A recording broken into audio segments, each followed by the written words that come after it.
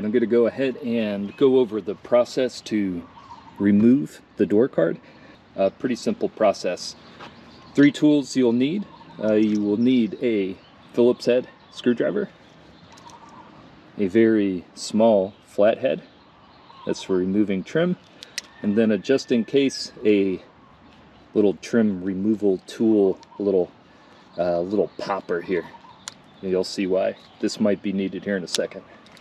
So very first thing, we are going to remove a little trim panel here and a little trim panel here. That's going to expose 1 screw here, Phillips head, and 2 screws in here. So let's go ahead and do it.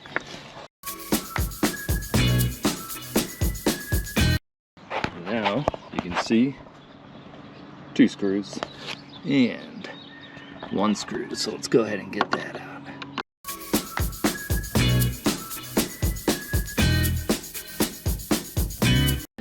Okay, so now that you have those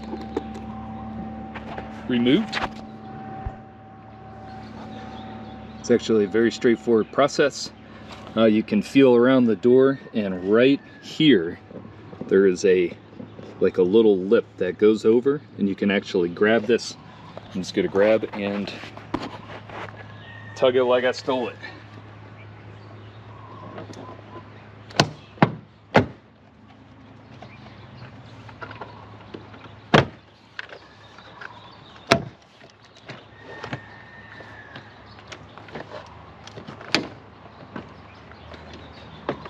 And that is all there is to it at this point. Now we've got a few things to contend with here. We've got the lock and the door handle mechanism right here that we're gonna have to just pull out these like little ball joints. So it's just, this is like a retainer right here. Just pull it out and up. That's 1. Same thing with the door lock. That's 2. And on the passenger side door, there are 2 plugs. This one, 2, and then last but not least, got a little plug down on. There we go. Got a little plug right down here. And there you have it. Number 1 to reinstalling the door is to view the door and identify if you have any remaining little plastic grommets that didn't go along with the door. And this is where this tool comes in handy. There's 1. There's 2. And 3. Just like that. Let's double check.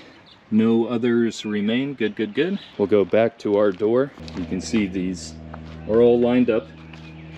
And here's 2 missing ones. So we already know. You just slide these in. You can kind of see there's a little ridge. You just slide that in, slide that in. The last one, this was up in the center. Slide it in. Just do another double check. Looks like we are good to go. So we'll go ahead and reconnect all the electronics and the door locking mechanism. Just note that the smaller of the little ball sockets goes up to the top to the lock, and the larger one goes to the bottom. At first I was fooled because on the smaller ball it has a yellow grommet here, and you can look inside and see that there's all this yellow grease.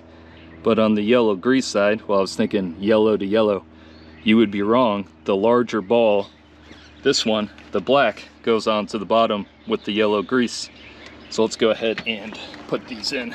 Actually, I'm going to start with the light plug first. I'm going to do those little ball sockets last. So there we go. There's 1, 2, 3. So now I've got these 3 connections all plugged back in. Now we will go ahead and see if I can get a camera angle for this.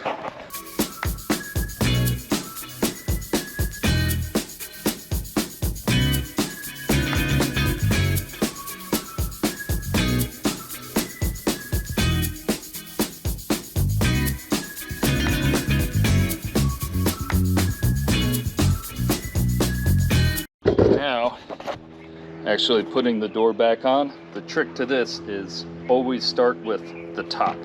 Otherwise, you're gonna have to do it twice. So start with the top. This windowsill, it goes up and over this metal trim. I use this as an alignment because there's a groove on the door.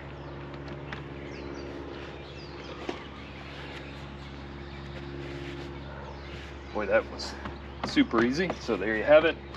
And then just pop it all back into place. Remember that one in the middle here somewhere. All right, and now it is time just to reinstall the screws.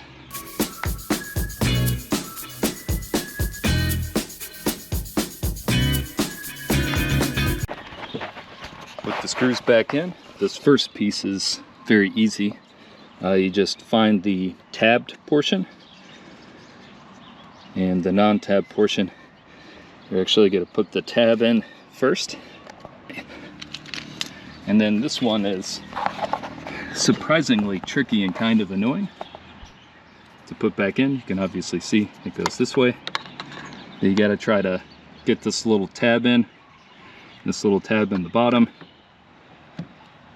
And there you have it.